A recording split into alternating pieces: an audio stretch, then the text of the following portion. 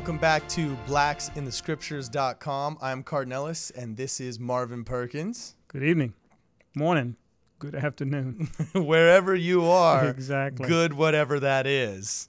So we actually got a lot to go over here, and we're going to do it pretty quickly because we got a video for you. We do have a great video for you, but we just kind of want to welcome you back. And last week, just kind of give a brief overview of what we covered last week. And so last week we talked about King James commissioning the Virginia Company, and the Virginia Company starting the program of indentured servants to... Did you watch Pocahontas yet in the Virginia Company? I did not have the chance to, but it's still on my list. Okay. All right, but... he commissioned, the Virginia Company creates the program of indentured servitude to colonize and help work until the land here in this new place, this new America, in the colonies here. Okay. And we also talked about how some of them came voluntarily, but some of them were forced here. But even so, they both still had the right to get a freedom package after the time of their service was over. Now, unfortunately, only about 40% of those ever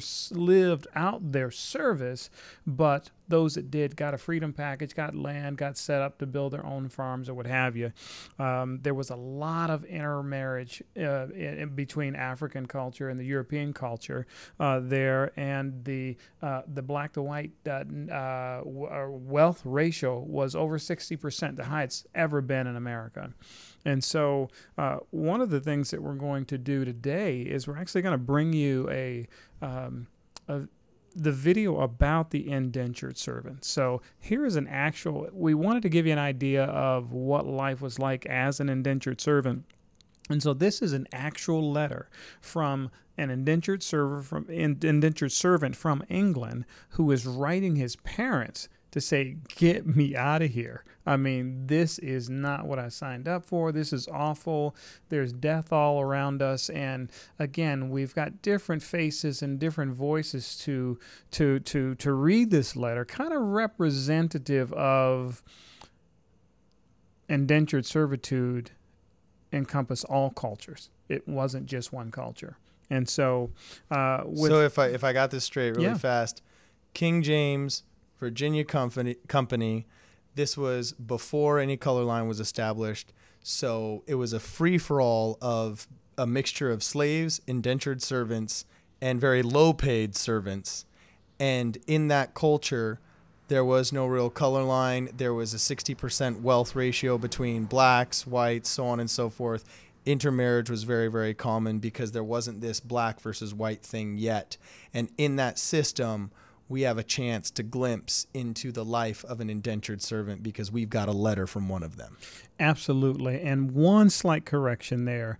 We didn't have slaves. As a matter of fact, in the last video, we saw the first two landmark cases that actually made someone a lifelong slave. Yes, and that was a case with Anthony Johnson and John Casor. And so now we see there was much sickness and much death. There was much sickness and much death that... Should we just take a look? Let's not take a look yet. I want to set this up a little more. Oh, okay. But there was I thought that little space on our thing was where we were going to watch the video. No, there was Okay. There's a lot of sickness and death that drove the exploiters to try to find ways to extend these contracts. And so here is where we can actually get into the actual video itself, because it's going to give you a real life glimpse of what life was like as an indentured servant. All right. Now we're ready. So now we can say take a look. Let's do it. Take a look. Take a look, guys. Richard Freethorn, March 20th, April 2nd and 3rd, 1623. Loving and kind Father and Mother, my most humble duty remembered to you, hoping in God of your good health, as I myself am at the making hereof. This is to let you understand that I, your child, am in a most heavy case, by reason of the country, which is such that it causeth much sickness. Such as the scurvy and the bloody flux, and divers other diseases, which maketh the body very poor and weak. And when we are sick, there is nothing to comfort us. For since I came out of the ship, I never ate anything but peas and lobloi, which is gruel water. As for deer or venison, I never saw any since I came into this land.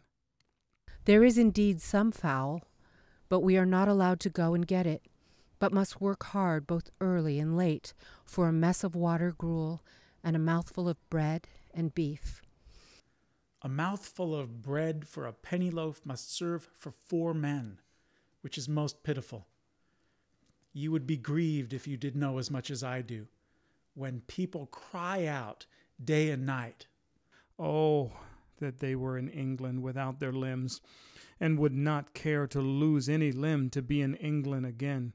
Yea, though they beg from door to door.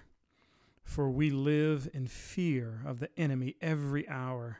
Yet we have had combat with him, and we took 2 alive and made slaves of them. But it was by policy, for we are in great danger. For our plantation is very weak by reason of the death and sickness of our company. For we came but 20 for the merchants, and they are half dead just, and we look every hour when two more should go. Yet there came some 4 other men yet to live with us, of which there is but 1 alive, and our lieutenant is dead, and also his father and his brother. And there was some 5 or 6 of the last year's 20, of which there is but left 3. So that we are fain to get other men to plant with us. And yet we are but 32 to fight against 3,000 if they come against us. And the nighest help that we have is 10 miles of us. And when the rogues overcame this place the last time, they slew 80 persons. How then shall we do? For we lie even in their teeth. They may easily take us, but for the fact that God is merciful and can save with few as well as with many. As he showed to Gilead. And like Gilead's soldiers, if they lapped water, we drink, but which is but weak. And I have nothing to comfort me, nor is there nothing to be gotten here but sickness and death, except in the event that one had money to lay out some of the things for profit. But I have nothing at all, no, not a shirt to my back, but 2 rags, nor clothes but 1 poor suit. Nor but 1 pair of shoes, but 1 pair of stockings, but 1 cap and but 2 bands or collars. My cloak is stolen by one of my fellows, and to his dying hour he would not tell me but what he did with it. But some of my fellows saw him have butter and beef out of a ship, which my cloak, I doubt not, paid for. So that I have not a penny, nor a penny worth to help me to either spice or sugar or strong waters, without the which one cannot live here. For as strong beer in England doth fatten and strengthen them, so water here doth wash and weaken these here, and only keeps their life and soul together. But I am not half of a quarter so strong as I was in England, and all is for want of victuals. For I do protest unto you that I have eaten more in 1 day at home than I have allowed me here for a week. You have given me more than my day's allowance to a beggar at the door. And if Mr. Jackson had not relieved me, I should be in a poor case. But he, like a father, and she, like a loving mother, still doth help me. For when we go to Jamestown, that is 10 miles of us, there lie all the ships that come into the land.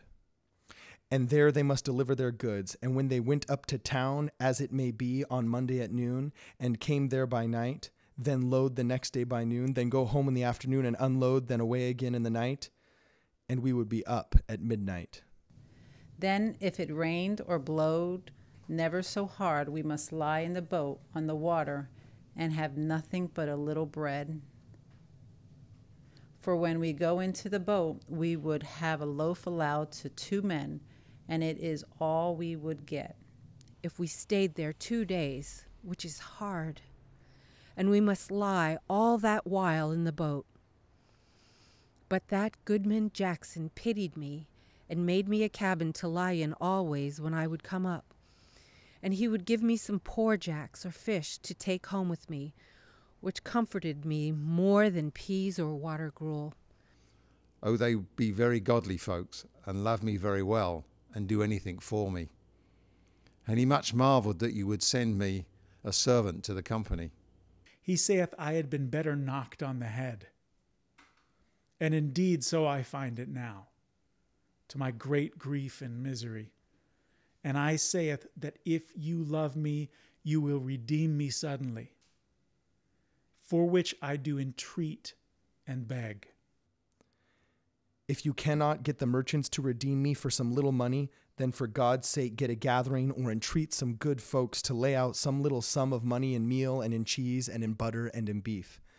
Any eating meat will yield great profit. Oil and vinegar is very good. But, Father, there is great loss and leaking. But for God's sake send beef and meat and butter, or the more of one sort and none of the other. But if you send cheese, it must be very old cheese. And at the cheesemongers you may buy very good cheese, for 2 farthing and a halfpenny. That will be liked very well, but if you send cheese, you must have a care how you pack it in barrels, or you must put cooper's chips between every cheese, or else the heat of the whole will rot them. And look whatsoever you send me, be in never so much, look, whatever I make of it, I will deal truly with you. I will send it over and beg the prophet to redeem me. And if I die before it come, I have entreated Goodman Jackson to send you the worth of it, who hath promised he will. If you send, you must direct your letters to Goodman Jackson at Jamestown, a gunsmith. You must set down his freight, because there be more of his name. Good Father, do not forget me. But have mercy and pity my miserable case. I know if you did but see me, you would weep to see me, for I have but one suit. But though it is a strange one, it is very well guarded. Wherefore, for God's sake, pity me, I pray you, to remember my love to all my friends and kindred. I hope all my brothers and sisters are in good health. And as for my part, I have set down my resolution that certainly will be, that is, that the answers of this letter will be life or death to me. Therefore, good Father, send as soon as you can, and if you send me anything, let this be the mark. R.O.T. Richard Frethern, Martin's 100. So that really gives you an idea of what life was like as an indentured servant, and it kind of rips my heart out as I listen to this letter from this brother. So you got to keep in mind, again, we'll just revisit, there was a lot of sickness and a lot of death. There was Indian attacks. It was all of that that really depleted the resources and killed off a lot of these indentured servants, and they started exerting measures to extend the time of the workers they had, because they couldn't be left without.